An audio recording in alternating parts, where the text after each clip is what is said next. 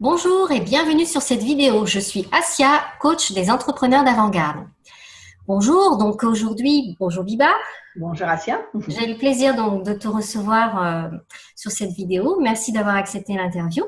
C'est toujours avec plaisir de partager avec les gens et avec les gens que j'aime beaucoup et avec les gens que j'ai accompagnés et qui ont réussi, qui ont de beaux résultats. Donc, c'est encore un plus grand plaisir. Merci beaucoup. Alors, j'ai voulu faire cette vidéo, Biba, parce que j'ai tout simplement voulu qu'on discute un peu ensemble de manière à ce que les gens puissent davantage te connaître. Alors, est-ce que tu pourrais te présenter? C'est ça, le mystère Biba. Alors, moi, je suis donc française. Je vis aux États-Unis depuis 16 ans. Et en fait, à l'origine, j'avais pas du tout prévu d'être dans le commerce, dans le coaching ou quoi que ce soit, ou le web marketing, parce que j'ai fait toute ma scolarité en pensant que je serais inspecteur de police. Donc déjà, on est un peu très loin. Oui, effectivement. Donc, et je suis tombée dans le commercial, je dirais, un petit peu par hasard, parce qu'à un moment donné, il fallait boucher un trou, je me suis trouvée là, et qu'au fur et à mesure, j'ai fait évoluer les choses. Et que, en fait, j'ai eu mon premier job, je devais avoir 22, 23 ans, je crois. Et que, alors, mon tout premier job, ça a été un stit, mais c'était pas une vocation, donc c'était juste des remplacements. Et mon vrai job, finalement, c'était de travailler pour Moulinex, aux Galeries Lafayette. Et donc dans le sous-sol, puisque c'était l'électroménager. Et ce qui est assez intéressant, c'est que donc je devais avoir 22, 23 ans, je crois. Et en fait, très vite, je crois que je dis, alors je sais plus le temps, mais je dis toujours que c'est entre 3 et 6 mois, ça a été assez vite, de me dire un jour je serai entrepreneur. Wow. J'ai jamais su ni quoi, ni comment, ni où, j'avais aucune idée. Mais en fait, j'avais très vite compris que moi, l'autorité et la hiérarchie, c'était pas mon truc, et que j'avais une façon de travailler qui était beaucoup plus rapide que ce qu'on me demandait de faire. Et que quoi que je fasse, j'étais toujours en avance par rapport à ce qu'on me demande de faire et que du coup, le système n'allait pas assez vite pour moi. D'accord. Donc ça, c'est quelque chose que j'avais décidé relativement tôt. Et puis bon, évidemment, à 22, 23 ans, moi, je me sentais pas les épaules. Donc j'ai fait pas mal de jobs. J'ai été commerciale donc j'ai fait Moulinex. Ensuite, j'ai été commerciale pour Hitachi, les micro-ondes. Ensuite, dans les fournitures de bureau.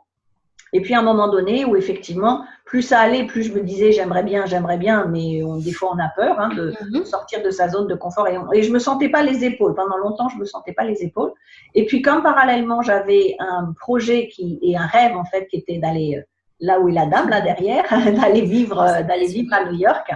Ce qui fait qu'à un moment donné, effectivement, dans tous ces emplois, j'ai eu un ras-le-bol en me disant bon allez maintenant ça suffit. Et le déclic, ça a été que je partais beaucoup en vacances aux États-Unis. Et puis, mon but, c'était d'y aller le plus souvent possible. Chaque fois qu'il y avait des vacances, qu'il y avait des ponts, des choses comme ça. Et puis, le déclic, ça a été en 97 ou 98, quand mon patron ne voulait pas, parce que c'est pas qu'il m'a pas autorisé, c'est qu'il ne voulait pas que je parte 15 jours au mois de mai, alors qu'on sait qu'au mois de mai, il se passe pas grand-chose, et parce que j'étais responsable des ventes, donc en me disant l'équipe a besoin de vous. Je dis bon, il y a le téléphone, donc c'est pas très compliqué. Et comme je suis têtue, je suis partie quand même. Et c'est là où ça a été le déclic pour moi. En plus, à l'époque, j'avais 35 ans et je me suis dit là, il est temps. Voilà. Plutôt que de travailler pour les autres et de m'ennuyer, en fait, parce qu'au bout d'un moment, je m'y ennuyais, c'était pas du tout. Je voulais un poste à responsabilité, mais ce que j'avais obtenu, c'était pas du tout ce que je voulais. Donc, je me suis dit, ben voilà, c'est le moment. Si je peux avoir un poste à responsabilité d'encadrement d'une équipe dans une société, je dois pouvoir monter ma propre société. Donc, c'est ce qui a fait que le déclic qui a fait que vendredi soir, j'ai décidé de quitter le job et le lundi matin, je lançais mon activité. Mais là aussi, toujours dans le même principe qu'avant, c'est-à-dire, je ne sais pas vraiment ce que je vais faire. Je veux juste quelque chose de simple. Donc, je gagnais très bien ma vie à l'époque, mais je la dépensais aussi vite parce que quand on est jeune, on ne prévoit pas l'avenir, la retraite ou des choses comme ça, c'est trop loin. Donc, on a de l'argent, on le dépense. Donc, ce qui fait qu'effectivement, j'ai démarré avec pas d'économie, mais avec une détermination de me dire, de toute façon, c'est ce que je veux. Donc, si c'est ce que je veux, je vais faire en sorte que ça fonctionne. Et comme j'avais pas nécessairement d'argent pour investir dans quelques business que ce soit, c'était le tout début du télésecrétariat, donc ce qu'on appelle maintenant les assistantes virtuelles. Que peu de gens connaissaient parce que c'était tout nouveau. Donc, les gens disaient, mais vous allez être secrétaire, mais vous travaillez de chez vous, vous n'êtes pas dans mon bureau, comment ça se passe? Mais je me suis dit, ça, c'est bien parce que je peux travailler de chez moi et ça me branche bien. Et en fait, la seule chose que je savais, c'est que je voulais une activité que je puisse gérer justement à domicile ou n'importe où, avec un téléphone, un ordinateur, Internet qui venait juste de démarrer. Donc, je ne savais pas non plus l'évolution que ça allait prendre, mais en me disant, voilà, où que je sois, j'emporte mon ordinateur, ce que beaucoup appellent nomade aujourd'hui, Oui. et qu'il y en a de plus en plus, mais effectivement, moi, c'était en 98. Et c'est comme ça que je me suis lancée parce que aussi cette activité-là me permettait de démarrer tout de suite sans investissement particulier, si ce n'est que j'avais acheté un ordinateur quelques mois avant parce que je savais même pas taper sur un ordinateur. Donc je m'étais dit peut-être si je veux lancer un projet un jour, il faudrait que je sache utiliser un ordinateur. Donc c'est comme ça que je me suis lancée et sans me dire je veux un business important, je veux faire beaucoup d'argent ou beaucoup de clients, de choses comme ça. Je me suis dit je veux juste un business où je sais qu'à un moment donné je vais pouvoir partir aux États-Unis. Alors, j'ai conscience aussi que du jour au lendemain, je quitte mon job, donc il n'y a plus de salaire qui rentre. Donc ça, c'est pas évident. Donc, consciente que pendant un certain temps, il allait falloir développer l'activité en France et que je ne pourrais plus aller aux États-Unis. Et effectivement, pendant 2 ans, financièrement, j'avais pas de quoi repartir. Donc, j'ai construit le business. Et au bout de 2 ans, j'ai fait un test. Donc, j'ai repris le mois de mai parce que c'est toujours là où c'est le plus calme. Et puis, donc, entre-temps, le télésecrétariat, c'était pas mon truc, parce que j'avais jamais été secrétaire.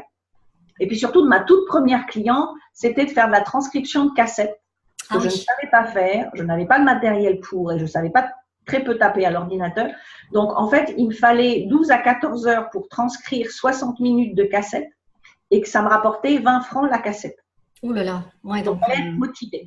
Alors, ma motivation, elle n'était pas, parce que je dis toujours, quand on monte un business, il faut le faire par sa motivation, sa passion, ce qu'on a dans les tripes. Alors, c'est sûr que ça, la transcription de cassette ou de la saisie de documents, c'était pas ma motivation, mais ma motivation, c'était la carotte, c'était de me dire, faut vraiment que je fasse par ça, parce qu'à un moment donné, comment je fais pour partir et emmener mon business aux États-Unis. Donc, 2 ans plus tard, j'ai fait un test.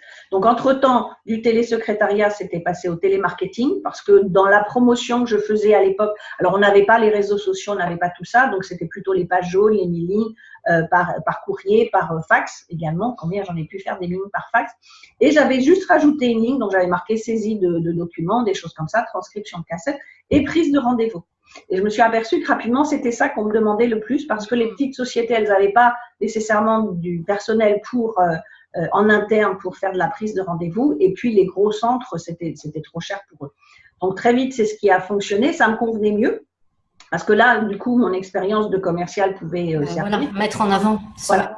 Donc, je faisais de la prise de rendez-vous ou je vendais carrément les produits de mes clients par téléphone. Et ça, tu en étais capable, tout à fait capable. Voilà. C'était dans mes corps. Et puis, c'est toujours plus facile de vendre le produit des autres. Oui. Parce que quand on nous dit non, on dit non au produit, on ne nous dit pas à nous, non à nous. C'est là où quand on commence à travailler pour soi, c'est complètement différent parce que ça devient beaucoup plus émotionnel. Parce que quand j'ai commencé à faire la prospection pour vendre mes services, que ce soit du télésecrétariat ou du télémarketing, quand on me disait non, j'avais le sentiment qu'on me disait non à moi. Donc, il faut réapprendre un petit peu parce qu'on n'utilise plus les mêmes choses. Et puis donc, 2 ans plus tard, quand j'ai fait mon premier test aux États-Unis, je me suis dit, je vais quand même prévenir tous mes clients parce que si le téléphone, ça se passe mal, si Internet, ça se passe mal. Et c'est là où je me suis aperçue que c'était possible de faire la navette entre les deux. C'est que quand je suis rentrée, j'ai rappelé mes clients. Et avant même de dire, ça y est, je suis de retour, la majorité, c'est, au fait, vous me rappelez quand est-ce que vous partez en vacances à New York? Ils n'avaient pas remarqué que tu étais partie, en fait. Je leur avais pourtant dit, mais ils n'avaient pas à me dire, mais comment ça, vous revenez? D'abord, ce n'était pas des vacances, parce que je vous ai bien dit que je partais travailler. Il dit, oui, mais attendez, on a eu nos rapports d'activité, on a eu nos rendez-vous, vous avez vendu nos produits. Je dis, oui, je l'ai fait des États-Unis. Ça m'a juste coûté très, très cher, parce qu'à l'époque, c'était 5 francs la minute. Ah oui, c'est vrai, oui. Donc, ça m'a coûté pendant une période des factures de téléphone assez énormes. Mais pareil, c'était mon choix et c'était pour aller vers mon rêve en disant comment je fais maintenant pour venir m'y installer. Donc là, le fait de voir que je pouvais gérer les choses à distance, je me dis là, c'est bon, maintenant je vais pouvoir faire la navette entre les deux. Et pendant les 2 ans qui ont suivi, entre 2001 et 2003, je faisais 3 mois en France, 3 mois aux États-Unis. Puis plus ça allait, plus je réduisais la partie où j'étais en France. Donc, ce qui m'a valu un petit peu des histoires une fois à la douane parce qu'ils trouvaient que je revenais un petit peu trop souvent. Mais surtout, pendant ces 2 années-là, et à l'époque, je n'avais pas envisagé non plus de monter un business aux États-Unis. Moi, je me suis dit, avec le décalage horaire, on a 6 heures, je travaille le matin, parce que l'après-midi en France, je fais mes appels, je fais mon travail. L'après-midi, je fais du tourisme. Et moi, ça m'allait très, très bien comme ça. J'avais pas envie de plus. Mais justement, quand on fait un peu trop la navette au niveau de la douane, même si on reste dans la légalité, c'est-à-dire j'avais pas de clients aux États-Unis, j'avais pas de revenus aux États-Unis, je restais moins de 90 jours, mais ils n'aiment pas nous voir faire la navette. Donc, à un moment donné, je me suis dit, si je veux y vivre à plein temps, il va falloir trouver une solution par rapport au visa.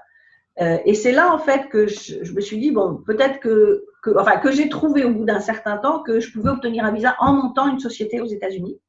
Et c'est ce que j'ai fait, mais pour monter la société, je me suis dit, moi, je n'y connais, d'abord, je parlais peu anglais quand je suis arrivée, et en plus, je connaissais pas la culture. C'était juste le pays qui m'attirait, mais j'ai jamais su pourquoi, j'ai jamais su expliquer pourquoi. Donc, je me suis dit, il va falloir apprendre à faire du business à l'américaine. Et donc, j'ai passé un été complet, toutes mes journées, à la bibliothèque pour lire tout ce que je pouvais trouver sur le marketing, comment faire son business plan, comment on fait de la communication et ainsi de suite. Et c'est dans ces livres-là que j'ai entendu parler du networking, sachant qu'à l'époque, en France, on n'en parlait pas encore. Donc, j'ai appris à chaque fois, et ce qui me surprenait, c'est que je lisais régulièrement que 80%, non, que les entrepreneurs trouvaient 80% de leurs clients grâce au networking. Donc, je me suis dit, ça doit vraiment être un truc puissant. On n'a pas ça en France, mais qu'est-ce que c'est? Donc, j'ai testé. Donc, je me suis dit, je vais aller à mon premier networking. Je l'avais trouvé en ligne, je m'étais inscrite et tout. Donc, je suis arrivée. J'ai découvert un bar où il y avait 100-150 personnes, un brouhaha pas possible, sachant que je parlais très peu l'anglais à l'époque. Donc, si on parlait dans du bruit ou qu'on parlait vite, il n'y avait plus personne. Et comme je suis très timide et très introvertie, donc je suis arrivée, j'ai pris mon ticket. J'ai fait le tour du bar et je me suis dit, je suis incapable de parler à qui que ce soit. De toute façon, même si on parle, je ne vais même pas comprendre. Je ne peux pas leur demander de répéter parce que ça va beaucoup trop vite. Donc, je suis partie tout de suite. Wow. Et ça a été ma première expérience entrepreneuriale aux États-Unis. Et puis après, j'ai continué donc de continuer à aller à la bibliothèque et toujours, ça revenait en permanence. Donc, ce qui fait qu'à un moment donné, on se dit, voilà, si tout le monde dit que c'est l'outil pour développer son business, il faut vraiment que je fasse quelque chose. Donc, je suis allée à d'autres événements en poussant à chaque fois en me disant, OK, je vais attendre que, non pas aller parler à une ou deux personnes, mais qu'il y ait une ou deux personnes qui viennent me parler en faisant des efforts. Et puis, au bout d'un moment, je me suis dit, en fait, elle est là, ma solution. Si je monte mes propres événements, je vais pouvoir monter ma société, je vais pouvoir obtenir mon visa. Ça va être plus simple pour moi au niveau de la langue parce que du coup, comme je voulais que 25 personnes et que moi, en tant qu'hôtesse, j'accueillais les gens, donc c'était plus simple de leur demander qui ils sont, ce qu'ils font, ce qu'ils souhaitaient et de leur demander de répéter s'il y avait besoin de répéter parce que là, on n'avait plus le brouhaha des 100-150 personnes. Et puis, ça réglait mon problème de timidité puisqu'une fois de plus, les gens venaient vers moi. Et c'est de cette façon-là, en fait, que j'ai démarré aux États-Unis. Donc, pendant un certain temps, j'avais toujours mon activité française que je faisais à mi-temps et puis l'activité de networking. Et c'est ce qui m'a permis justement d'avoir le visa et de pouvoir m'installer définitivement aux États-Unis. C'est bien, tu as le côté pratico-pratique, en fait. Quand tu es face à un blocage ou à une situation qui n'est pas forcément top, tu arrives à faire un état des lieux et concrètement à voir comment tu peux t'en sortir. C'est bien. Tu avais déjà à l'époque la niaque et l'envie. Un côté aussi casse-cou. Alors, moi, peut-être, mais je ne le vois pas comme casse-cou. Moi, je dis toujours que, en fait, tout dépend de notre motivation et de notre détermination. Oui. Donc moi, je disais depuis que j'étais toute petite que je voulais vivre aux États-Unis, que je voulais devenir américaine. Donc voilà, c'était pas quelque chose de nouveau. Sauf que quand j'étais jeune, c'était un rêve, mais je pensais pas que ça pouvait devenir une réalité.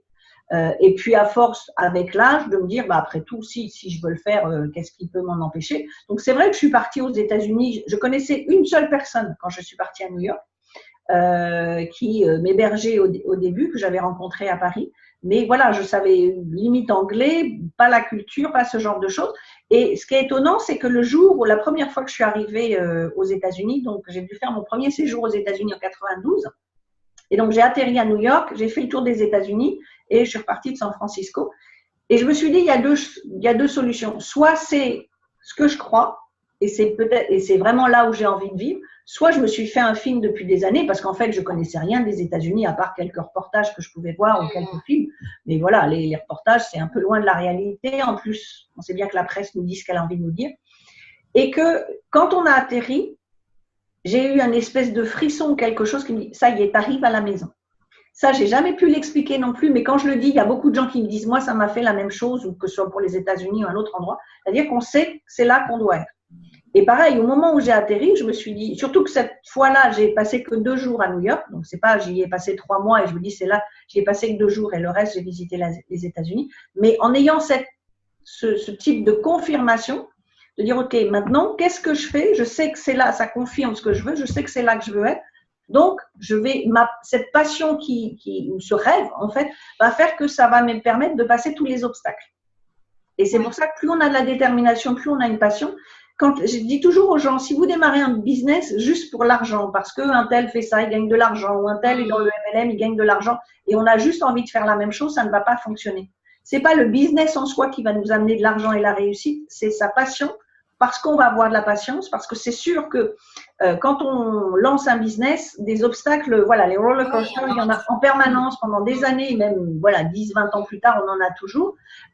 Mais si on a cette détermination et cette passion, peu importe les obstacles, on va passer outre, en fait. Il y a toujours quelque chose qui va nous rattraper en disant non, non, mais je ne vais pas abandonner, je ne vais pas abandonner. Que quelqu'un qui n'a pas cette passion, il va peut-être passer 2, 3, 4, 5 obstacles et puis se dire, oh ben non, c'est trop compliqué. Donc, Ouais. Et puis au-delà de la passion, il y a aussi, on dit souvent que les gens qui ont choisi la voie de l'entrepreneuriat, c'est parce que leur besoin de sécurité est moindre. C'est leur besoin de liberté qui est beaucoup plus supérieur à leur besoin de sécurité.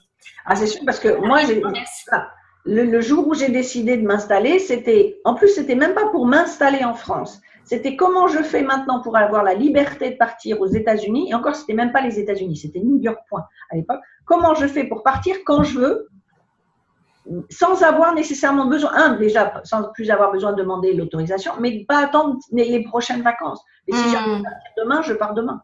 Ouais, donc on entend à travers ton histoire quand même que tu as besoin d'être libre, d'être cet électron qui puisse… Moi, ma devise, c'est je veux faire ce que je veux, quand je veux, où je veux, avec qui je veux. À partir du moment où j'ai ça, moi, tout va très bien pour moi. Ouais, c'est sûr. Et tu étais déjà dans le développement personnel à cette époque-là ou pas du tout? Non, non, je ne savais même pas ce que c'était qu'à l'époque. Et en fait, c'est rapidement, quand je suis arrivée aux États-Unis, j'ai une amie américaine qui m'a parlé d'un Tony Robbins. Et à l'époque, en France, on ne parlait pas de Tony Robbins, donc moi, ça ne me parlait même pas. Et puis, elle me dit, tu sais, je viens d'écouter des cassettes ou des CD, je ne sais plus à l'époque. Elle me dit, c'est génial. Elle me dit, tu es la seule personne avec qui je peux en parler, donc je voudrais que tu écoutes pour qu'on échange. Je dis, ok, si tu veux. Mais je dis, tu sais, mon anglais n'est pas terrible. Hein, donc, non, mais attends. Donc, elle me l'a téléchargé dans mon ordinateur. J'ai écouté, sincèrement, c'est rentré là, c'est parti par là. Je n'ai rien compris la première fois. Il parle vite en plus, Tony Robbins. Voilà. Rien compris. Puis en plus, voilà, il parlait vite. Et puis derrière, mon ordinateur a craché. Donc, du coup, j'avais plus les audios, j'avais plus rien. Et entre-temps, elle a déménagé. Donc, j'ai dit, bon. Et puis, un jour, mais quelques mois après quand même, j'étais dans une librairie. Et l'avantage des librairies chez Barnes & Noble aux États-Unis, on peut y rester la journée si on veut, on peut prendre tous les livres qu'on veut. C'est un peu comme une bibliothèque. On prend tout ce qu'on veut, on s'assoit, on va manger, on va au Starbucks qui fait partie du truc. Et c'est pas comme en France où on dit non, attendez, ça fait 5 minutes que vous êtes en train de lire le livre, là, il faut y aller. Et puis j'ai vu les fameux livres de Tony Robbins. Donc je me suis dit, j'ai vu le pavé comme ça, je me suis dit, moi qui n'aime pas lire, je sais pas si j'ai envie d'un pavé comme ça. Puis je me suis dit, comme comprendre l'anglais c'est compliqué pour moi, le lire ça va peut-être être plus simple. Et donc, j'ai acheté un des deux en premier. Et puis, ça m'a permis de mieux comprendre, de mieux fixer un peu les choses, même si pour moi, c'était encore très, très loin. C'était une philosophie très, très loin parce que c'est des choses dont on n'entendait pas du tout parler en France. Par contre, le seul truc que j'ai capté tout de suite, c'était ce côté de zen attitude. Quoi qu'il arrive, on reste zen, on a une attitude positive et c'est ça qui va nous permettre de continuer d'avancer dans sa vie personnelle ou dans sa vie professionnelle. Donc, c'est ça qui m'a aussi aidée. Et puis, justement, à titre personnel, qui m'a aidée aussi par rapport à des obstacles. Je crois qu'on va en parler un petit peu plus tard. Qui m'a permis de m'aider à titre personnel dans des obstacles qui sont arrivés dans la vie. Bon, en tout cas, quoi qu'il en soit, très jeune, tu étais déjà focusée. Très jeune, tu savais déjà à peu près ce que tu voulais, la finalité et te donner les moyens d'aller vers cette finalité. Tout jeune, Alors, moi, je suis fille unique, donc je me suis un peu élevée. Alors, pas toute seule, parce que c'est mes parents qui quand même, il ne faut pas pousser. Mais en fait, moi, mon père travaillait de nuit. Donc, quand j'étais petite, les mercredis ou les vacances, mon père était là, mais dans la journée, il dormait. Donc, ce qui fait que moi, je me débrouillais toute seule. Donc, j'ai toujours été très indépendante. Mes parents m'ont toujours aussi permis d'être indépendante, de faire les choses et de décider avec eux quand il y avait des décisions, même quand j'étais petite, la couleur du papier peint ou des choses comme ça, toujours m'impliquer dedans, mais habituée à être toute seule tout le temps. Donc d'avoir cette indépendance qui fait que je sais faire les choses, en gros j'ai besoin de personne Et toujours, alors on m'a toujours dit que j'étais têtue. Donc ce côté obstinée. Voilà, obstinée, que maintenant je dis c'est de la détermination, c'est plus joli. Mais ça aide aussi en sachant qu'est-ce qu'on veut en fait. Oui, c'est ça. Voilà. Et quand on veut quelque chose, même si c'est compliqué, ben, si on le veut vraiment, on va y arriver, on ne va pas abandonner. Ouais. Et concernant ton environnement, est-ce qu'à l'époque, tu avais des amis? Est-ce que tu avais tes parents qui se sont mis face à ton projet ou au contraire qui t'ont soutenu? Comment... Alors, quand on m'a traité de folle, bien sûr, quand j'ai dit que je quittais mon job un vendredi soir pour monter mon business, ça, c'est pas... au niveau des amis, c'est vrai que très vite, ça a fait le vide. Tout simplement parce que quand on devient entrepreneur, même si on est à un tout petit niveau au démarrage, on n'a plus du tout la même mentalité que les gens. Et moi, j'avais déjà pas la même mentalité avant. C'est pour ça que j'avais des problèmes dans mes jobs d'avant avec mes collègues parce que j'avais déjà une mentalité un peu différente. Je ne comprenais pas le pourquoi à l'époque, mais je l'ai compris après. Donc, j'avais toujours des différences de vision. Et je pense aussi que c'est quelque chose qui m'a probablement attirée aux États-Unis, c'est cette mentalité qui était différente. Et j'avais déjà quelque part cette mentalité différente. Par contre, mes parents, effectivement, alors, comprenaient pas bien au démarrage le fait de dire, tu te rends compte, tu es propriétaire d'un appartement, il faut payer ton prêt. Ah oui, à l'époque, tu étais propriétaire en plus. J'étais déjà propriétaire et j'étais propriétaire à 24 ans, je crois. Où là aussi, quand j'ai dit que j'allais acheter quelque chose, on m'a dit non, c'est pas possible, parce que dans la vie, on entend tous des non, c'est pas possible. Et quand j'ai pris mon deuxième studio en région parisienne, quand je travaillais, je me souviens, donc j'avais pris c'était à Boulogne-Billancourt, le studio était très propre, sauf que les couleurs étaient un peu spéciales. On avait du bleu nuit dans la salle de bain, c'était du mauve dans le salon, du vert très foncé dans la cuisine. Et le jour où j'ai aménagé, mon père il me dit, attends, c'est moche tous ces trucs-là, attends, je te repeins tout en blanc.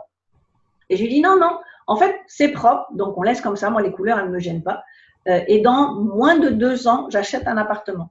Et je revois encore cette image, et quand j'en avais reparlé avec mon père, il me disait qu'il s'en souvenait plus du tout, mais moi je nous vois tous les deux, on était au-dessus de l'évier de la cuisine, quand il m'a dit, mais ma pauvre fille, c'est pas en travaillant au sous-sol des Galeries Lafayette que tu vas jamais pouvoir acheter un appartement. Et je lui dis, dans 2 ans, j'achète un appartement. Et 20 ou 22 mois plus tard, parce que je sais que ça n'a pas attendu les 2 ans, j'ai acheté mon premier appartement où j'avais pas d'argent. Je ne savais pas comment j'allais trouver l'apport ou quoi que ce soit. Et finalement, c'est ma grand-mère qui m'avait prêté l'apport. Mais effectivement, j'ai acheté l'appartement. Alors, j'ai dû l'acheter un peu plus loin que ce que j'imaginais parce qu'au niveau financier, il fallait reculer un peu. Donc, du coup, j'ai acheté en Seine-et-Marne. Mais voilà, ce jour-là, je lui dis, je sais que je vais y arriver. Et je fonctionne toujours comme ça. À partir du moment où je le décide, et pareil, quand j'ai déménagé de New York pour aller m'installer à Miami, je ne connaissais pas Miami, je n'étais jamais allée en Floride. Moi, le seul vue de Miami que je voyais, c'était, on disait toujours, il y a que des retraités. Moi, je voyais des maisons basses. Quand je suis arrivée, je dis, il n'y a pas que des retraités, et puis il y a quand même beaucoup d'immeubles. Et je suis restée 3 jours. J'étais chez… en fait, la même amie qui m'avait hébergée à New York au début, entre-temps, elle avait déménagé à Miami. Et elle me dit, à la fin des 3 jours, elle me dit, qu'est-ce que tu penses de Miami? Je lui dis, je déménage avant la fin de l'année. Wow. Et l'autre amie, qui est aussi une américaine, puisque je les avais rencontrées toutes les deux des années avant, donc on était allés à Miami pour fêter nos 12 ans de rencontre, en fait. Et quand il y en a une des deux qui me dit, non, mais c'est pas possible, tu peux pas déménager en 3 jours. Et l'autre lui a dit, mais depuis le temps, tu la connais pas, ça fait 12 ans qu'on la connaît. Quand elle dit, c'est déjà fait, donc dis-toi qu'elle a déjà déménagé à Miami. Et c'est vraiment ça m'a surpris quand elle l'a dit, mais c'est vraiment ça. C'est à partir du moment où je dis, je fais, je vais aller jusqu'au bout parce que si c'est vraiment profond, si c'est juste, je fais un truc comme ça. Une envie comme ça, superficielle, ouais. Voilà. Moi, je dis, je vais sur la Lune, voilà. Je m'en fiche d'aller sur la Lune, donc c'est pas un truc que je ferai. Mais quand je sais que je suis déterminée sur quelque chose, il n'y a rien qui m'arrête en général. Et voilà, c'est une personnalité que j'avais depuis petite. Donc, ce qui veut dire que quand j'ai sauté le pas pour devenir entrepreneur, c'est vrai que rapidement, ça a fait le vide au niveau de mes amis, parce qu'on avait plus, non pas parce que on n'était pas fâchés ni quoi que ce soit, mais dans nos façons de penser et de façon de travailler. Du coup, moi, c'est pareil, je prenais plus de vacances, il leur fallait leurs 3 semaines de vacances. Bon, à un moment donné, on n'avait plus rien à se dire. Et mes parents, qui n'étaient pas rassurés pour autant me voir arrêter, pour autant m'ont toujours dit, OK, on est là, derrière toi. Si tu as besoin, tu nous demandes. Et ils ont voulu me prêter de l'argent pour lancer mon activité en disant que tu sois tranquille, puisque je n'avais pas d'économie. Puisque j'ai dit non, je sais que si j'ai besoin, vous êtes là. Mais je veux que ce soit mon projet, parce que sinon, en plus, en étant enfant unique, on dit, ah bah oui, mais c'est grâce à tes parents. Et donc ça, depuis tout de suite, non, je fais Et puis, si j'ai besoin, je sais que vous êtes là en backup. Tu avais une sorte de filet de sécurité au pire, voilà. Tu disais. Mais en me disant, je ne veux pas m'en servir, mais voilà. En dernier ressort. Et le fait de savoir qu'eux sont OK avec mon projet, même s'ils ne le comprennent peut-être pas, ils n'ont pas compris au début, et il a fallu longtemps à mon père pour comprendre ce que je faisais. Et en plus, quand j'ai fait du coaching, c'était encore autre chose. Et mon père comprenait absolument rien. Il disait, tous les gens, je ne comprends rien ce qu'elle fait. Elle est au téléphone tout le temps. Mais je Et je me souviens, même quand il est venu à New York, ça n'a pas fait tilt pour lui. Là où ça fait tilt, c'est quand, en 2007, j'ai aménagé à Miami, où j'ai dit, donc pendant que j'étais en train de chercher un appartement, donc je lui dis voilà, il me dit mais c'est quoi ce que tu visites? Ben, je dis je veux un appartement qui soit super lumineux, qui ait 2 chambres ou 3 chambres, une piscine. Il dit une piscine, mais comment tu vas avoir les moyens d'avoir une piscine? Ben, je dis à Miami c'est pas très compliqué non plus, mais et quand il est venu pour la première fois chez moi, c'est là où pour lui ça a fait tilt en disant ah ouais, mais ton business, il te permet d'avoir ça. Oui, il a fait le lien, en fait. Absolument, mais il lui avait fallu des années, et je me souviens, c'est simplement cette année-là, donc en 2007, puisque mes parents venaient me voir pendant 2 mois, quand ils sont repartis à l'aéroport, où là, il m'a dit félicitations. Alors, mon père a toujours été fier de moi, ça n'a jamais été un problème. Il était fier de moi, mais en même temps, fier de moi quand il parlait aux autres. Quand il me parlait à moi, j'étais jamais assez ci, jamais assez ça. Et voilà, c'est toujours, à chaque fois, il me disait toujours, c'était pour me pousser ou pour me prévenir de faire des choses qu'il fallait pas faire. Mais voilà. Et là, c'était vraiment la première fois à l'aéroport. On part, il était déjà dans les couloirs de la sécurité. Il me dit vraiment félicitations, ma fille. Wow. Et là, il faut du temps pour que les gens s'en rendent compte quand même, parce que ça faisait quand même. Surtout les proches. Surtout les proches. C'était quand même en 2007. J'avais monté mon activité en 98, donc on était voilà. Il avait fallu 9 ans pour enfin comprendre ce que je faisais. Et puis je me souviens que quand on était à Miami, donc un jour j'étais en train de faire une session. Alors j'avais avant une autre activité aussi où j'aidais les Français à s'installer aux États-Unis, monter la société, obtenir les visas. Et donc mes parents étaient, quand ils étaient chez moi, ils étaient dans la pièce d'à côté. Et parce qu'avant je parlais en anglais, puisqu'avant mes clients c'était que anglais, donc ils comprenaient pas, donc ils se posaient pas de questions. À partir du moment où j'ai eu des activités où je parlais en français, donc là ils m'entendaient. Et un jour il me dit mais comment tu sais tout ce que tu sais pour dire toutes ces choses-là aux gens? Je dis, c'est l'expérience. Moi, il m'a fallu 2 ans pour trouver des solutions. Donc, je me suis fait arnaquer plein de fois. Donc, maintenant, je sais ce qu'il faut faire. Donc, voilà, les parents, il leur faut un petit peu de temps pour enfin comprendre. Mais moi, j'ai toujours l'avantage, contrairement à d'autres, qui me soutiennent même s'ils ne comprenaient pas. Oui, ça, c'est bien.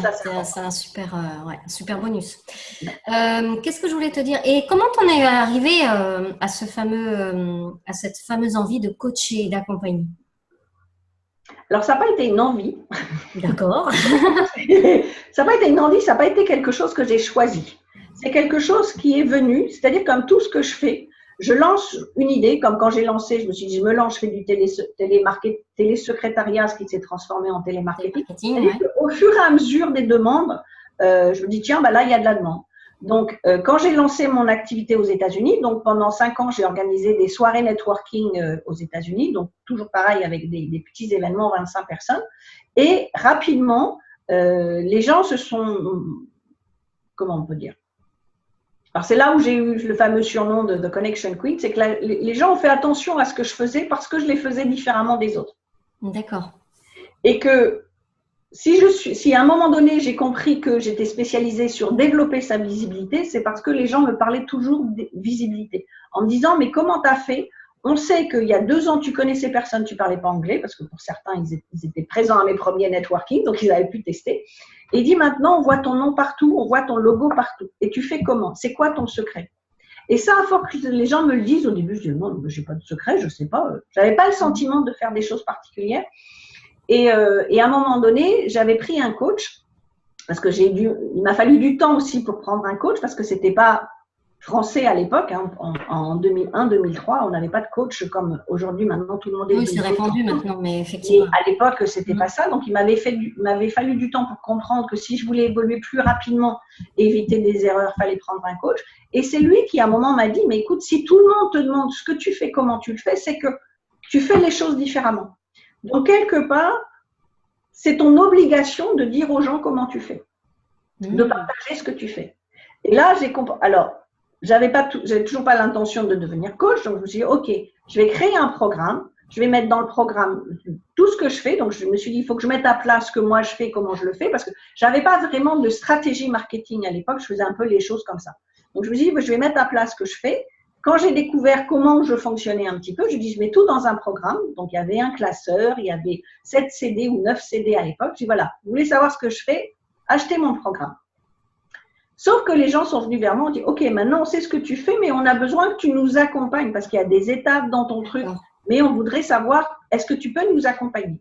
Et c'est en réagissant à ça, effectivement, qu'à un moment donné, j'ai compris que ça s'appelait du coaching quand on aide les entrepreneurs. Sauf que je n'aimais pas ce terme. D'abord, je me sentais pas coach parce que j'avais pas eu de formation pour. J'aimais pas ce terme de coach parce qu'en général, quand on allait dans les networking et qu'on voyait les coachs, et même moi, la première, je dis, allez, encore un, il va me gonfler, il va me demander quelque chose. Donc, j'aimais pas ce terme. Donc, ce qui fait que pendant longtemps, j'ai essayé de chercher un autre terme que coach. Alors, je sais plus lesquels, mais je suis passée par plein de phases. Le problème, c'est quand on essaie de trouver autre chose, ça ne parle plus aux gens. Ouais. Quand on dit je suis coach, et en France, on arrive au même niveau que ce qu'il y avait il y a 16 ans, c'est allez, encore un. Mais au moins, un coach, on sait ce que c'est. On sait ce que ça fait. Enfin, pas tout le monde, mais bon. Parce qu'à chaque fois que je vais voir un banquier ou autre, ou un médecin, et encore, j'ai encore eu l'exemple sur plein d'examens médicaux récemment, et à chaque fois, les médecins font business coach, ça veut dire quoi exactement? Ça me fait toujours rire. Mais donc voilà, dans le monde du web marketing, dans le monde entrepreneuriat, en tout cas, un coach, on sait ce que c'est. Donc en fait, je suis devenue coach à la demande, finalement. De la même façon que moi, au début, je ne voulais travailler qu'avec des Américains, faire mes soirées networking que pour des Américains, et que petit à petit, les gens… Alors, en plus, Biba Pedron, les gens aux États-Unis, je le dis Biba Pedron, donc tout le monde pense que je suis plutôt latino. Donc, j'ai jamais fait de promo sur le fait que j'étais française, sauf que quand ils venaient aux événements, qu'ils entendaient mon accent, ben là, c'est sûr. Mais petit à petit, effectivement, ça s'est su que j'étais française. Et donc, j'ai attiré des Français à mes événements. Et eux ne venaient pas pour le networking parce que eux, ils savaient même pas, à l'époque, ils savaient toujours pas ce que c'était. Ils disaient, tiens, il y a une soirée, ça a l'air sympa. Et en fait, les Français venaient me voir en disant, vous avez monté votre société, vous avez fait comment? Parce que ça fait des mois que j'essaie de me renseigner pour obtenir un visa. Ça a l'air très compliqué. On me dit qu'il faut plein d'argent. Vous avez fait comment? Et ça, pendant au moins 8 mois, j'ai renseigné les gens en disant, ben non, c'est pas du tout ce que vous lisez sur Internet. Parce que moi, j'ai vu un premier avocat qui m'a dit qu'il fallait $1 million, le deuxième 500 000. Le troisième m'a dit 100 000, le suivant m'a dit vous n'aurez jamais de visa avec votre projet, le suivant m'a dit votre seule option c'est de faire un mariage blanc, et finalement le sixième me dit non, on laisse tout tomber, attendez, c'est pas ça, et vous n'avez même pas besoin des 100 000, et on peut démarrer maintenant, et 6 mois plus tard j'avais mon visa.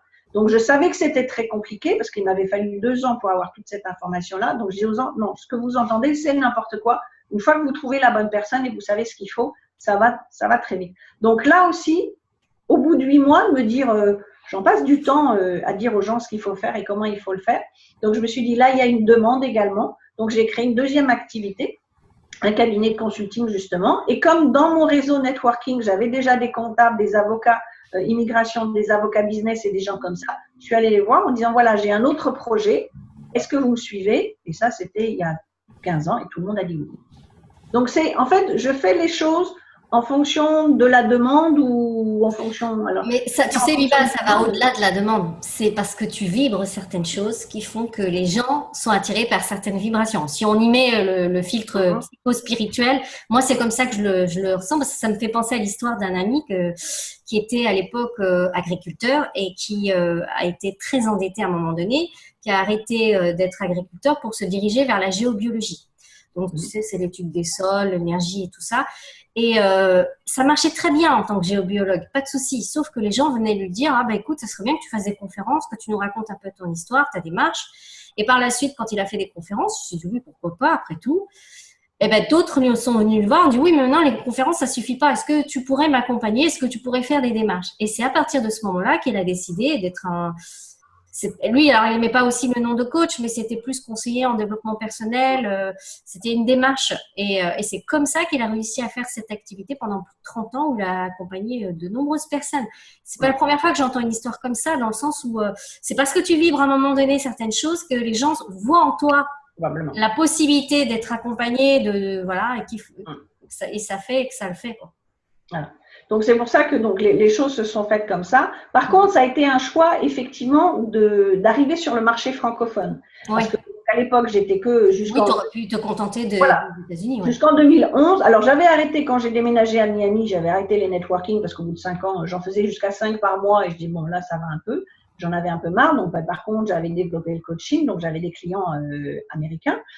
Et fin 2011, début 2012, c'est là où les choses ont commencé à bouger en France au niveau d'Internet. Il y a eu le boom du blogging qui a commencé à bouger en 2010. Et petit à petit, je voyais des messages qui ne me plaisaient pas. C'était du genre, créez votre blog et vous allez être riche et célèbre. Ouais, tiens, cours toujours. Tu vas pouvoir être riche et célèbre, mais il va falloir bosser. Et tout simplement parce que moi, quand je suis arrivée aux États-Unis, je disais à tout le monde, c'est New York, tout va très vite. En 3 à 6 mois, je suis riche et célèbre. Et là, tout le monde a dit, ouais, cours toujours, nana. Et les Américains me disaient, en plus, voilà, je démarrais un business dans une langue que je ne connaissais pas, une activité que je ne connaissais pas. Mais là, l'avantage de la mentalité américaine, c'est que personne ne m'a dit que ce n'était pas possible. Tout le monde m'a dit, bah, si c'est ce que tu veux faire, vas-y, tu te lances. Sauf qu'ils m'ont bien dit, il va te falloir entre 2 voire 3 ans pour que ton business se développe. Et à l'époque, je disais à tout le monde, non mais j'ai pas le temps et j'ai pas l'argent d'attendre 2 à 3 ans. Mais toujours pareil, cette passion fait qu'on va passer à travers des choses, ça va pas être facile au début, mais on va le faire. Donc ce principe de dire, vous montez un blog, vous allez être riche et célèbre, au bout d'un moment, ça m'énervait un petit peu. Et puis surtout, c'était aussi l'époque des premières formations qui étaient des formations en ligne. Où là, je me suis dit, qu'est-ce qui se passe d'un seul coup? Avant, les Français, on leur vendait du service à 25 ou 70 euros, c'était trop cher. Parce que moi, j'ai eu des réflexions quand j'ai commencé mes séminaires aux États-Unis. Je faisais des séminaires pour justement les Français qui s'installaient. Je leur offrais 3 heures avec un avocat d'immigration, un expert comptable pour 70 euros. Quand on sait que simplement une consultation avec un avocat, c'est 450 euros. C'est ce que j'allais dire, c'est pas cher. Et sur les forums, les gens me disaient, bah, 70 euros ou 70 $, vous ne faites pas chier. J'ai dit, bah, écoutez, allez voir un avocat tout seul, ça va déjà vous coûter 450, puis après, il va aller voir le comptable. Donc, je me suis dit, là, d'un seul coup, les gens achètent des formations à 2000 et les gens ont l'air de se jeter dessus. Donc, je me suis dit, je ne sais pas ce qui s'est passé, parce que pendant longtemps, je n'ai pas regardé, mais je me suis dit, là, il se passe quelque chose. Et du coup, comme les messages ne me plaisaient pas, je me suis dit, j'ai envie de ramener un peu les choses à la réalité. Et en plus, on voyait essentiellement des hommes, pardon. Oui, c'est ce que on ne voyait pas de femmes. Et je me dis, pourquoi il n'y a pas de femmes? Aux États-Unis, il y a plein de femmes dans tous les domaines. Ouais. En France, c'est pas… Enfin, ça commence, mais c'est pas encore assez. Et c'était pas ça. Donc, je me suis dit, peut-être que ça va amener une autre façon de voir les choses. Donc, c'est à ce moment-là que j'ai décidé de me dire, voilà, je quitte le marché américain pour commencer à coacher sur le marché francophone en réaction justement à ce qui s'est passé. Et puis un projet que j'avais, parce que j'avais déjà fait des sommets aux États-Unis, donc organisés pour des femmes, par des femmes, et je commençais à voir un peu des sommets aux États-Unis, mais c'était toujours par des hommes, donc avec des intervenants hommes pour la majorité, où j'en avais vu un, et d'ailleurs c'est Sophie Guédon qui l'avait fait, et j'avais prévu d'appeler mon sommet Réussir au féminin. Et un jour, je vois projet de sommet Réussir au féminin. Je dis, il y en a une qui t'a pris l'idée. Allez hop. Le nom. Mais par contre, et ça, et elle le sait puisqu'on en avait parlé ensemble quand on s'est rencontrés, beaucoup de ces intervenants étaient des hommes. Ah, je dis, mais pourquoi réussir au féminin et montrer qu'on a des hommes? Elle m'a expliqué, elle m'a dit, bah, parce qu'il n'y a pas de femmes pour le moment. Il y a des hommes qui ont répondu à mon offre parce qu'il n'y a pas de femmes. Et quand j'ai décidé, et il m'a fallu du temps, il m'a fallu 2 ans pour monter un sommet que par des femmes. Et je me souviens quand Olivier Seban avait fait un événement à Miami, où c'était là pour la première fois, je rencontrais en personne beaucoup de web marketeurs. J'avais posé la question à certains, notamment certains hommes, en disant, voilà, je voudrais faire un sommet pour les femmes, par les femmes. Pour vous, dans le web marketing, quelles sont les femmes qui sortent du lot un petit peu? Et j'ai dit, j'en veux entre 10 et 12. Et là, ils m'ont dit, bon courage parce que tu ne les trouveras jamais. Qui c'est qui t'avait dit ça? Je ne dirais pas qui, mais c'était des hommes. Ah oui, d'accord, ok, mais voilà, des hommes connus dans la trame dans la sphère de… Voilà, des hommes qui étaient dans le web marketing et qui m'ont dit, mais tu ne les trouveras pas parce qu'il n'y en a pas. Comme d'habitude, je vais être patiente, mais je vais finir par les trouver. Et c'est pour ça qu'en 2014, j'ai monté Potentiel Féminin, qui était effectivement le premier sommet, et après, j'ai monté Succès de Femmes. Donc, et aujourd'hui, ça me fait plaisir. Alors, des sommets, maintenant, il y en a plein. Oui. Des sommets pour les femmes, par des femmes, il suffit d'en faire un. Après, il y a plein de petits qui arrivent. Donc, ça fait plaisir aussi de se dire, voilà, l'idée que j'ai eue. Alors, beaucoup de gens me disent que je suis visionnaire. Je ne me sens pas comme visionnaire, mais il y a souvent des choses que j'ai fait en premier. Et de se dire, voilà, si on le fait et que les gens le font derrière, c'est qu'il y avait un besoin et que maintenant, on a peut-être montré le chemin et que les gens ouvrent tu as ouvert la voie, quoi. Voilà, ouvert la voie. Et c'est en ça qu'on se dit, voilà, si je peux mettre ma petite pierre à l'édifice, ça sert. Et c'est pour ça aussi que je fais pas mal de choses, d'événements pour des femmes. Parce que dans le monde, en tout cas dans le monde du web marketing, beaucoup de choses sont faites par des hommes et c'est fait pour les hommes et c'est du business au masculin, entre guillemets, alors qu'on a besoin de business au féminin. Et que je me souviens, puisque moi, mon mentor depuis des années, c'est Ali Brown aux États-Unis, et que ça a été la première, en fait, pareil, en réaction, en disant à chaque fois que je vais à des événements, j'en ai ras-le-bol, et notamment, elle allait souvent aux événements de Dan Kennedy, qui est le dinosaure américain dans le marketing, dit j'en ai marre qu'il n'y ait que des hommes, et en fait, tout ce qu'on nous apprend à faire, il faut le faire de façon masculine. Et puis, j'ai envie de faire du business côté féminin, et c'est elle qui d'ailleurs avait lancé les interviews, les sommets avec des femmes, et qui a aidé de nombreuses femmes aux États-Unis en premier, maintenant à l'international, à se dire, voilà, on est égal des hommes, donc on peut faire les mêmes choses. Et je me suis dit, ça, c'est pas encore arrivé en France. Donc, quand j'avais fait Succès de femmes, donc je l'ai fait 2 années de suite, c'était de se dire, voilà, quelles sont les femmes que je vais pouvoir trouver? Et surtout, la première année, en réaction, en fait, beaucoup de femmes m'ont dit merci. J'ai reçu des tas et des tas d'emails de personnes qui avaient assisté en disant j'avais un projet, mais je pensais que ça n'était pas possible parce que je n'avais pas de modèle de femme. Et là, vous m'en avez amené 10 ou 12 qui, effectivement, ont montré leur exemple, leur expérience, comme quoi c'est pas simple, hein, c'est pas du jour au lendemain on décide de monter un business et tout est rose et on est dans le monde des bisounours, mais tout le monde a eu ses problèmes de parcours, mais voilà, si on est déterminé, on y arrive. Et je sais que ça a permis à beaucoup de femmes de lancer leur business en se disant maintenant j'ai un modèle, donc maintenant je peux le faire. C'est ça, c'est que souvent les clients ont du mal à s'identifier. Si je suis une mère de famille avec des enfants et que je suis coachée par un homme, j'ai peut-être du mal à être totalement en écoute vis-à-vis de lui parce qu'il comprend pas mes besoins, il comprend pas mes difficultés. C'est bien pour ça que, je suppose que tu dois attirer des femmes en adéquation. 80% de ma clientèle sont des femmes. Alors, il y a toujours 10% d'hommes. Oui. C'est toujours assez, et là, il y en a un qui vient de re-rentrer de nouveau. Et c'est toujours assez marrant, en fait, souvent d'écouter les raisons pour lesquelles les hommes viennent. Alors, il y en a certains qui m'ont dit, ouais, non, mais j'en ai marre de tous ces mecs qui nous font des trucs et j'ai envie de quelque chose de plus souple. Il y en a d'autres qui m'ont dit, parce que les femmes, vous avez un côté plus maternel de faire les choses, donc on se sent mieux accompagné.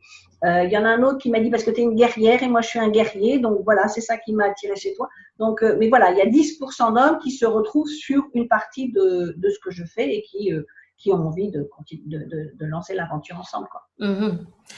Et moi, j'aurais une autre question, c'est en rapport avec ta mission de vie. Par quoi tu te sens animée à ce jour, maintenant? Si je devais te dire, par quoi tu te sens appelée?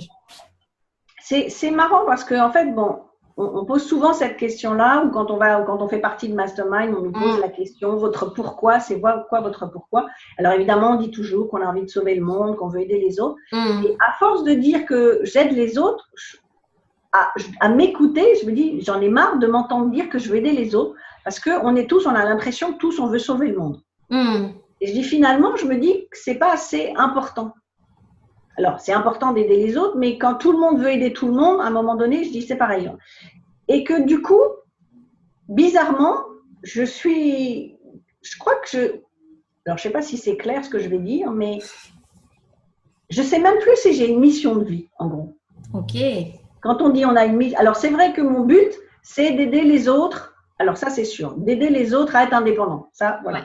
C'est d'être indépendant, de faire ce qu'ils veulent, quand ils veulent, où ils veulent, avec qui ils veulent. Ça, c'est mon truc. Mais est-ce que c'est suffisamment important pour être une mission de vie? C'est vrai que ces derniers temps, je me pose un peu la question. Alors, est-ce qu'il y a autre chose derrière que je n'ai pas encore découvert? Sauver le monde, je ne me sens pas l'âme de sauver le monde. Non, on n'irait pas jusque-là, mais déjà le fait que tu aies touché cette liberté, que tu l'aies incarnée et que tu veuilles faire en sorte que les autres puissent être aussi incarner cette liberté, je trouve que pour moi, c'est une mission de vie. Ouais, mais moi, à force d'entendre tout le monde parler de sa mission de vie, j'ai l'impression que c'est plus quelque chose d'important. Et je me dis, et j'ai encore fait un exercice il n'y a pas très longtemps avec un coach et dans un mastermind, et à chaque fois, on a le pourquoi.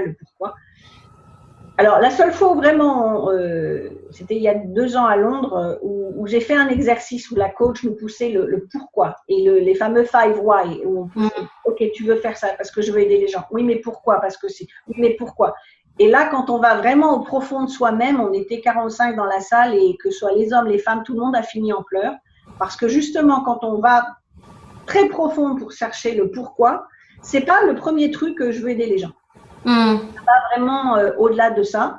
Et quand j'ai fait cet exercice-là, je me suis aperçue que finalement, mon pourquoi très profond, c'était de rendre à mes parents ce qu'ils m'avaient donné, de pouvoir les aider.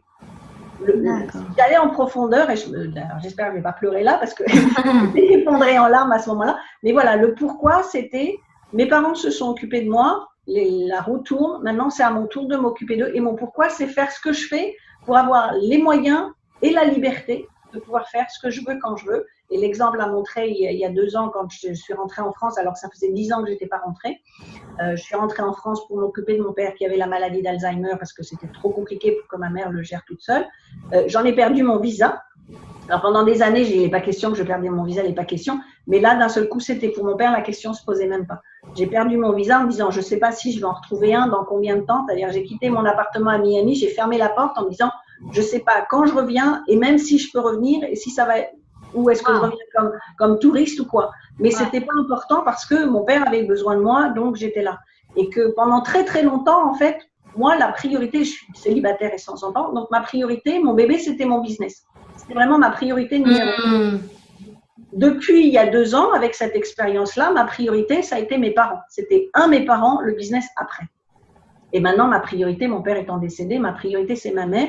Et quoi qu'il se passe, voilà. Mon pourquoi, il est d'être là, d'être présente et de pouvoir aider ma mère à faire tout ce qu'elle veut. Donc, on a fait des voyages ensemble, effectivement, depuis que mon père est décédé, puis pouvoir lui offrir tout ce que je peux lui offrir, d'être présente le plus possible pour elle. Là, je suis rentrée il n'y a pas longtemps, elle s'est opérée, c'est d'être là à ses côtés. Donc, mon pourquoi, si je vais vraiment le chercher au fond, d'accord, c'est aider les autres, mais c'est surtout avoir cette possibilité financière et indépendance de voyager comme je veux pour être présente pour maintenant ma mère. Mais souvent, quand on regarde le pourquoi, le vrai pourquoi, ça vient pas de nous. Hein. C'est souvent extérieur, c'est souvent en lien avec… ouais.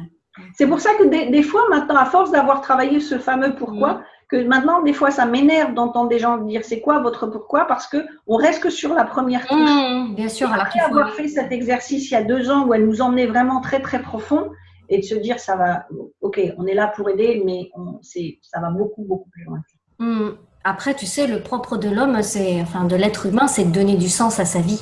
Absolument. Donc, ouais. Et puis, c'est intéressant parce que tu parlais de l'aspect maladie et tout ça. Est-ce que, je sais que toi, tu as des épreuves là-dessus. Comment tu as pu gérer ton mindset, ton activité et tout le reste à travers… Alors, justement, on parlait de Tony Robbins tout à l'heure et j'expliquais que grâce au livre de Tony Robbins, ça m'avait aidé puisque je l'ai lu, donc le premier, je l'ai lu en 2004 et que 3 mois après avoir lu son livre, j'ai appris que j'avais le cancer du sein pour la première fois. D'accord. Et que, en fait, ce côté positive attitude, c'est ça. Je ne l'ai pas utilisé trop, Tony Robbins, pour mon business dans un premier temps, mais c'est tombé pile. Alors, est-ce qu'il y a un hasard ou pas un hasard? Probablement pas. Mais de me dire, ça m'a permis justement de me mettre dans un état d'esprit, dans un mindset. De toute façon, je vais passer au travers. Alors, bien sûr, quand on apprend la nouvelle, voilà, on dit cancer, on se dit demain je meurs. Donc, c'est pas toujours évident. Mais très, très vite de me reprendre en me disant, je vais continuer de vivre ma vie. Je vais faire ce qu'il faut faire par rapport au cancer. Donc, je vais faire les visites, je vais faire les opérations, les machins, le suivi et tout. Mais moi, j'ai pris ce que j'appelle me mettre en mode technique. C'est-à-dire que vous me dites, les médecins me disent, il faut être là ou quand et qu'est-ce qu'il faut faire. Je serai là, je serai très présent. Je vais faire le suivi, évidemment, de tout ce qui doit être fait. Mais en dehors de mes rendez-vous, je ne veux même pas qu'on m'en parle. Je vais continuer ma vie. C'est-à-dire que si je laisse le cancer me monter à la tête, après, on est foutu. Prendre plus de place. Voilà. Donc, ça c'est… Et en plus, l'avantage, c'est que j'étais suivie depuis très, très longtemps. Donc, ça a été pris au démarrage. Donc, j'ai été opérée et ça s'est bien passé. Sauf que ce que je n'avais pas prévu, c'est que ça revienne 10 ans plus tard. Ah oui. Alors, c'est vrai que la première année, la première fois, j'en ai peu parlé, d'abord parce qu'on n'en parlait pas à ce point-là. Et que la deuxième année, la deuxième fois, donc c'était en 2015, quand je l'ai appris en mars-avril 2015, et là, j'étais aux États-Unis. En plus, c'était la période où je ne pouvais pas rentrer en France. Donc, j'avais surtout, ce n'était pas le cancer lui-même, en me disant, voilà, je suis déjà passée par là, il faut se faire opérer, je vais me faire opérer. Le problème n'est pas là. C'est que j'avais une peur panique des hôpitaux américains, parce qu'on entend beaucoup de choses, et qu'en plus, dans l'année précédente, j'avais 2 amis qui étaient décédés à l'hôpital. Donc, j'avais une peur panique de l'hôpital. Et en fait, la peur panique de l'hôpital était pour moi beaucoup plus importante que le cancer. En plus, c'est très compliqué au niveau des assurances et ainsi de suite. C'est pas du tout comme en France. Donc, ça veut dire qu'il faut piquer des crises pour trouver des assurances et vérifier que l'assurance est prise, un par l'hôpital, ensuite par le chirurgien, ensuite par un tel, ensuite par un tel. Et je me suis dit, les gens qui sont pas forts mentalement, je ne sais même pas comment, ne serait-ce que toute cette partie administrative, je sais même pas comment on la gère. Et que effectivement, quand je l'ai su la deuxième fois, donc c'était la deuxième fois, c'était la première fois où je faisais succès de femme, et j'avais appris 3 jours avant. Donc je me suis dit, il n'est même pas question que j'aborde le sujet parce que sinon, si j'en parle, je m'écroule. Parce que quand on apprend que c'est la deuxième fois, on dit, ben ça y est, maintenant je suis foutue. Donc il a fallu un certain temps pour m'y habituer à l'idée. Je dis surtout pendant les 8 jours du sommet, il n'est pas question d'en parler. Et une des expertes parlait de différentes choses et notamment parlait de développement personnel et comment elle avait aidé notamment des clients qui étaient malades ou qui avaient eu des cancers à s'en sortir. Et plus elle parlait, plus ça me montait. Je sentais que le sang me montait à la tête. Et même si je n'avais pas du tout prévu d'en parler, à un moment, je lui ai dit, ce que tu dis, voilà, je comprends complètement parce que voilà, il y a 3 jours, je viens d'apprendre que j'avais de nouveau le cancer du sein. Alors, je l'ai pas dit pour le dire, mais parce que ça devenait, pour moi, c'était une évidence. C'est-à-dire que tous les gens qui écoutaient le sommet, pour moi, ils étaient même plus là et on avait plus de 2000 ou 2500 personnes. Ils étaient même plus là, en fait. Mais voilà, c'était un moment en fonction de ce qu'elle disait. Et le fait de voir, alors dans le chat, ça a été un déluge de soutien et ce genre de choses. Et après, j'ai reçu des tas et des tas d'emails. Et je me suis aperçue que, en fait, finalement, en partageant ce qui m'était arrivé, j'avais aussi aidé d'autres personnes. Même si je ne l'avais pas fait dans ce sens-là et ce n'était pas calculé. Mais j'ai eu tellement de témoignages après de personnes qui soit vivaient la même chose et qui n'osaient surtout pas le dire parce que, voilà, faut pas le dire, faut le cacher et que du coup, ils le vivaient mal parce qu'il fallait le cacher. Ça les a libérés également. Et également, donc j'ai eu l'opération. Alors, je me suis remis en fameux mode technique. Donc voilà, on dit il faut être là à l'opération et ceci et cela. J'ai fait des sessions de rayons après. Et je dis aujourd'hui que ce deuxième cancer, quelque part, ça a été un cadeau. Alors, ça peut paraître un peu bizarre, mais je me suis aperçue que, surtout parce que je n'avais pas eu de rayon ni de chimio la première fois, j'ai toujours eu la chance. Hein. Je n'ai jamais eu de chimio parce que, justement, comme j'ai toujours été suivie depuis très longtemps, chaque fois que ça bouge, on s'en aperçoit tout de suite. Oui, c'est pris en charge rapidement. C'est pris en charge immédiatement. Mais par contre, la deuxième fois, j'ai fait 18 séances de rayons. Et chaque fois que j'allais faire mes rayons, je m'apercevais que j'étais celle qui redonnait de la motivation aux autres femmes que je pouvais croiser. Et je me suis dit, j'ai une force de caractère qui n'est peut-être pas pour tout le monde, mais que cette force de caractère, elle m'aide moi, mais elle va aussi aider les autres. Et que si quelque part, on peut parler de ça d'une mission en disant, qu'est-ce que je peux faire pour aider d'autres personnes?